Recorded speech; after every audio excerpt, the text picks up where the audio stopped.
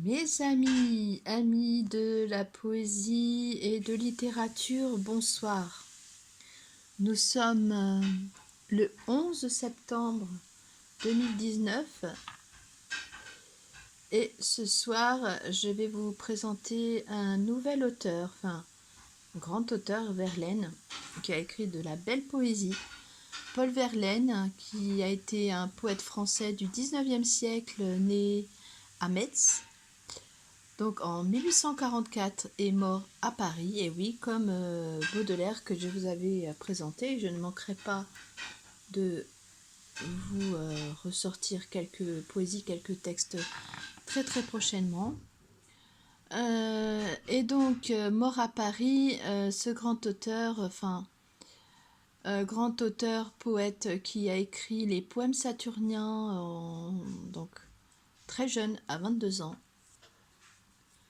Donc, on connaît encore plus donc, Verlaine, pardon, Paul Verlaine, par rapport à sa relation, c'était l'amant de Arthur Rimbaud, que je vous présenterai pour une prochaine vidéo. Donc, ce soir, j'ai l'honneur de vous présenter Paul Verlaine. Paul Verlaine qui, dans sa vie, n'a pas eu une vie très sympathique, hein. Donc, ce n'était pas un homme très très fréquentable apparemment. C'est ce qu'on en dit. Maintenant, on n'était pas là. Ce qu'on en sait, c'est qu'il a écrit de très belles œuvres aussi. Donc oui, c'était l'amant de Arthur Rimbaud, l'amant maudit de Rimbaud. Donc, ce livre-là, je l'ai depuis... j'ai pas mal de livres hein, de Verlaine. Hein. J'ai par exemple celui-ci, Chanson pour elle. Vous voyez, c'est du Verlaine. Vous savez, mon amour pour la poésie, la littérature, ces livres-là sont un peu vieillis parce que ça fait très très très longtemps que je les ai.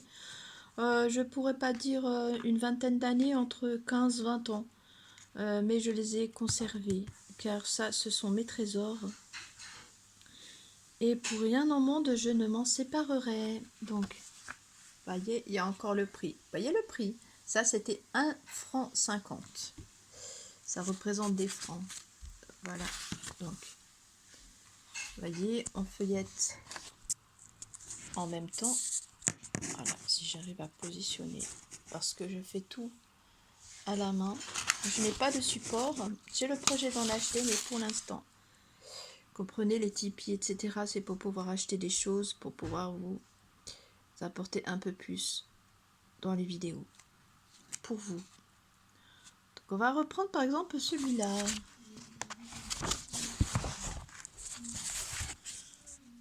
Sonnet et autres vers. Donc, chose italienne où Shakespeare a passé, et que Ronsard fit superbement française. Fine basilique au large diocèse, Saint-Pierre-des-Verts, immense et condensé. Elle, ta marraine, et lui qui t'a pensé, dogme entier toujours debout sous l'exégèse, même ça, c'est un peu compliqué à lire. Edmond de Cheresque et Francisque Sarcèse, ça doit représenter quelque chose, je ne me suis pas penchée là-dessus. Sonnet, force acquise et trésors amassés. Ceux-là sont très bons et toujours vénérables, ayant procuré leur luxe aux misérables, et leur fou qui sied aux pieds aux pauvres glorieux, aux poètes fiers comme les gueux d'Espagne, aux vierges qu'exalte un rythme exact, aux yeux, épris d'ordre, au cœur qu'un vœu chaste accompagne. On n'écrit plus des choses comme ça, hein, voyez. On va essayer de trouver... ça, c'est du Verlaine. J'essaie de vous trouver un texte qui serait assez sympa à lire. Le clown. Bobèche, adieu, bonsoir, paillasse. Arrière, guille. Place, bouffon vieilli. Au parfait plaisantin, pardon. Place, très grave, très discret, très hautain. Voici venir le maître à tous, le clown agile. Plus souple qu'Arlequin et plus brave qu'Achille, bien, c'est bien lui dans sa blanche armure de satin, vides et clairs ainsi que des miroirs sans teint. Ses yeux ne vivent pas dans un masque d'argile, et le luise bleu parmi le phare et les onguents, cependant que la tête et le buste élégant se balancent sur l'arc paradoxal des jambes. Puis il sourit, autour du peuple, le peuple laid et bête ailé, la canaille puante et sainte des lambes, acclame l'histrion sinistre qui la hait. Vous voyez, des choses comme ça, c'est pas fréquent de lire des choses comme ça, hein, mais les amoureux de la poésie et de la lecture, ça on va dire que c'est de la prose. Hein. Je ne vois pas de rhétorique ni de règles poétiques là-dedans. Quoique des pieds et des vers, certainement. Art poétique à Charles Maurice. C'était certainement quelqu'un qui connaissait. De la musique avant toute chose, et pour cela préfère l'impair, plus vague et plus soluble dans l'air, sans rien en lui qui pèse ou qui pose. Il faut aussi que tu n'ailles point choisir tes mots sans quelque méprise, rien de plus cher que la chanson grise, où l'indécis au précis se joint. C'est des beaux yeux derrière des voiles, c'est le grand jour tremblant de midi, c'est par un ciel d'automne attiédi, le bleu fouillis des claires étoiles. Car nous voulons la nuance encore, par la couleur rien que la nuance.